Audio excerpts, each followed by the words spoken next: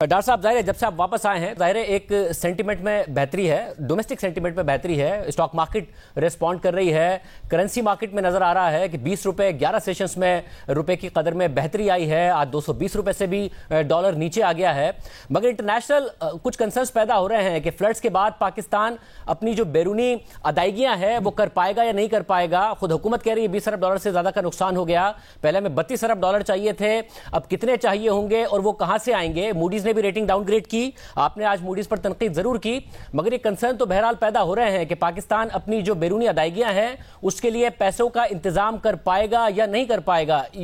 آپ تنقید ضرور کر لیں مگر اس کا جواب کیا ہے؟ پہلی بات یہ ہے کہ موڈیز نے تھوڑا سا پروفیشنلی ہم سے زیادتی کی ہے. ہمیں وہ پرسوں ایک ڈرافٹ پرسوں رات کو ایک پریس ریلیز بھیجتے ہیں کہ ہم یہ کرنے جا رہے ہیں, آپ کو ایک نوچ ڈاؤن گریڈ کر رہے ہیں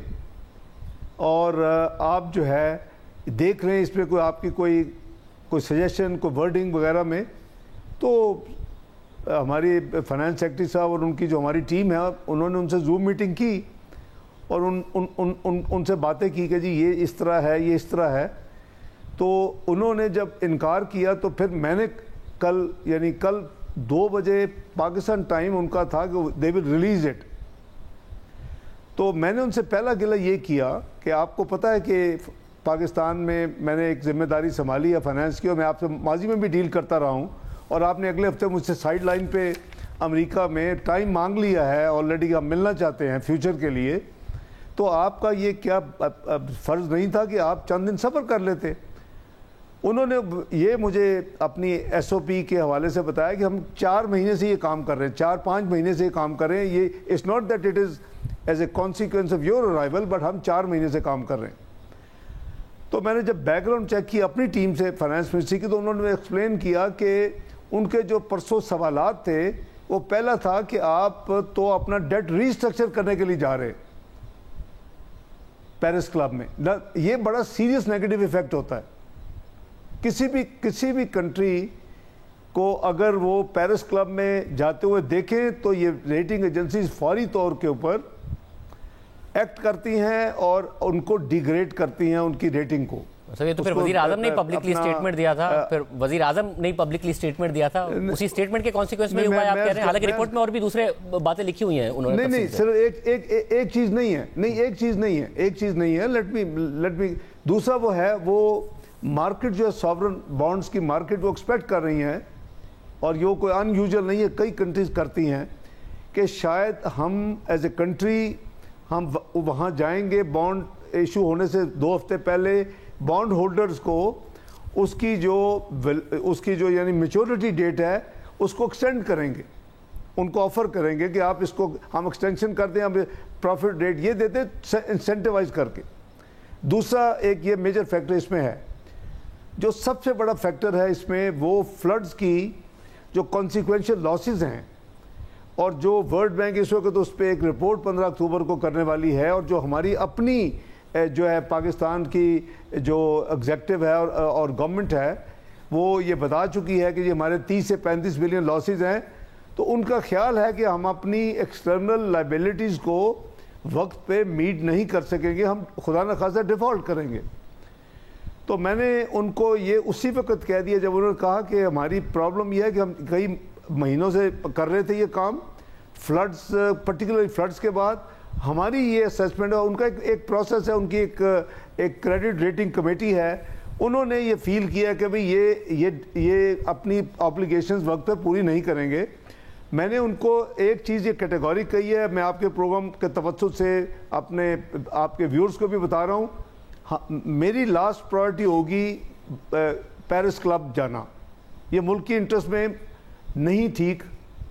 ہم نے بزنس کرنا ہے. جب آپ پیرس کلب میں جاتے ہیں تو آپ کے دوسرے جن سے آپ بزنس کرتے ہیں وہ آپ سے بزنس کرنے میں ریلکٹنٹ ہوتے ہیں. مگر وزیر اعظم تو لندن پہ یہ بڑی اہم بات ہے, وزیر اعظم لندن ہوتے ہوئے گئے تھے, آپ نے انہیں یہ بات نہیں سمجھائی تھی کہ یہ والی پوزیشن ہمیں نہیں لینی چاہیے, ہمیں نہیں اس طرح نہیں ہے. نہیں شاہ زیب صاحب اس طرح نہیں ہے. وہ ان کی میرا خیال ہے کہ کچھ مس کمیونیکیشن ہے. ان کو 2 چیزیں بتائی گئی تھی اکنامک ٹیم نے میرے جوائن کرنے سے پہلے. اور وہ ان کی واپسی پہ ہماری بات ہوئی, وہ اسٹیٹمنٹ وہ دے چکے تھے. ایک یہ کہ اگر ہم وہاں جائیں گے تو ہمارے 11 بلین کے قریب ہمارے بائی دی وے ہم جو Paris club multi lateral loan جسے کہتے ہیں, اور ان کو بتایا گیا تھا کہ $2 بلین جو ہیں ہمارے اگر ہم کر لیں تو ہمارا 2 بلین ہمیں اگلے سال جو اس کی پیمنٹس ڈیو ہیں نہیں دینی پڑیں گی. تو میں نے ان کو انسٹنٹلی کہا تھا کہ جس نے بھی آپ کو فگر دی ہے یہ غلط ہے, یہ 1.2 یا 1.3 بلین سے زیادہ نہیں, وہ میں آ کے کنفرم کر چکا ہوں, میں نے پرائم منسٹر صاحب کو بتا دیا. مس کمیونیکیشن ہوئی ہے ان کو جو یعنی بتایا گیا, تو میں نے ان کو ایکسپلین کر دیا, ہی از کوائٹ ہیپی. بس پھر اس سارے سینیریو میں کیونکہ ڈاکٹر صاحب آپ جب خود بھی جا رہے ہیں, ظاہر ہے آپ نے آئی ایم ایف سے بھی میٹنگز کرنی ہے, ورلڈ بینک سے بھی, ابھی تک ایشین ڈیولپمنٹ بینک سے تو $2.5 ارب کا اپروول مل گیا ہمیں, مگر ہمارے جو ریزروز ہیں جو موڈیز بھی بتا رہا ہے کہ $8 ارب سے بھی کم ہیں, اور ہمارے خرچے اور زیادہ ہو جائیں گے, ہمیں جو خوراک ہیں ان کی امپورٹس بھی بہت زیادہ کرنی پڑے گی, ہمارا کرنٹ اکاؤنٹ ڈیفیسٹ بھی جو ہے وہ ٹارگٹ سے بہت زیادہ رہ سکتا ہے, تو اس کے لیے اب دوست ممالک نے بھی پیسے نہیں دیے, ہمارے ریزروز بھی بہت زیادہ کم ہیں. تو آپ کنوینسڈ ہیں کہ ہم اس سال کی جو ہماری ریکوائرمنٹ ہے وہ بھی پوری کر لیں گے, جو آئی ایم ایف کا ٹارگٹ ہے کہ $16 ارب سے اوپر ریزرو لے جائیں گے وہ بھی کر لیں گے؟ میں عرض کرتا ہوں, ایک ہماری پہلی ریکوائرمنٹ ہے شاہ زیب صاحب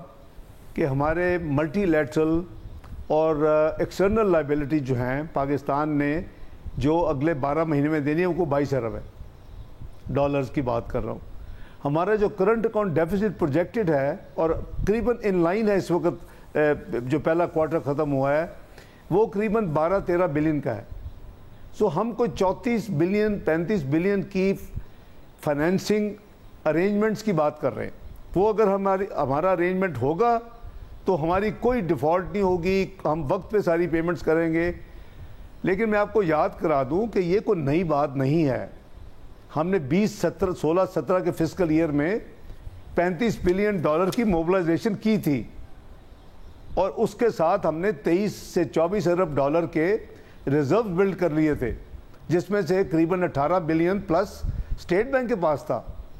ابھی ہمیں ریزرو بلڈنگ کی طرف تو فرینکلی ابھی سپیس نہیں ہے. ہمارا پہلا ہدف جیسے میں نے عرض کیا کہ جو اکنامک انڈیکیٹرز طرف ہے $1 کی صحیح مقام پہ دینا, اس کا آپ کو آٹومیٹکلی آپ کی جو امپورٹڈ انفلیشن ہے, لیٹس سے ہائپوتھیٹیکلی جو فگر میں 200 کے نیچے کہہ رہا ہوں, تو 20% تو آپ کو وہاں سے یعنی آپ کی کاسٹ میں ہر چیز کی جو امپورٹڈ ہے اس میں کم ہو جائے گا. اور پھر آپ آج جو بجلی پیدا کر رہے ہیں, جو آپ LNG خرید رہے ہیں, اس میں بھی آپ کے رواں میں 20% کم ہو جائے گا. تو ایک تو یعنی آپ ٹرینڈ کو آپ نہ صرف روکیں گے جو اس وقت ڈکلائن ہے, بلکہ آپ اس کو پازیٹیو ڈائریکشن میں لے جائیں گے. جہاں تک یہ آپ نے جو فرمایا, تو یہ ہمارا جو میں اس میں پہلے دن سے یہاں آ کے یہ میرا پرائرٹی ایریا کہ جو میں اس کو پروجیکٹ کر رہا ہوں کہ ہم نے ہماری نیڈز کیا ہیں اور ہم نے اس کو فائنینس کیسے کرنا ہے. تو میرا خیال ہے کہ اللہ نے چاہا تو ہمیں کوئی دقت نہیں آئے گی. یہ ایک ہاں فلڈز کا ہے, لیکن فلڈز کی جو ریہیبلیٹیشن ہے وہ ڈالرز میں تو نہیں ہونی, وہ تو روپا میں ہونی ہے. ہمیں اگر ویٹ زیادہ امپورٹ کرنی پڑے گی, ہماری رائس ایکسپورٹ امپیکٹ ہو جائے گی, ہمیں کاٹن امپورٹ کرنی پڑے گی جو ہرٹ ہو گئی ہے, تو ٹھیک ہے. جی یہ آپ صحیح فرما رہے ہیں, تو دیکھیں there is nothing ideal situation نا, it's not a bank account جو ہم ادھر جائیں یا بینک سے, اگر یہ ایسی ہو یعنی پاسبلٹی تو پھر تو بہت آسان ہے. اس وقت تو یہ ہے کہ we have to change our macro economic outlook indicators, کہ لوگ ہم سب سے پہلے تو ہم میں کانفیڈنس کریں. وہ کانفیڈنس شیک ہو جاتا ہے جب آپ پیرس کلب جاتے ہیں, آپ لنڈن کلب جاتے ہیں. وہ تو ہم گئے ہیں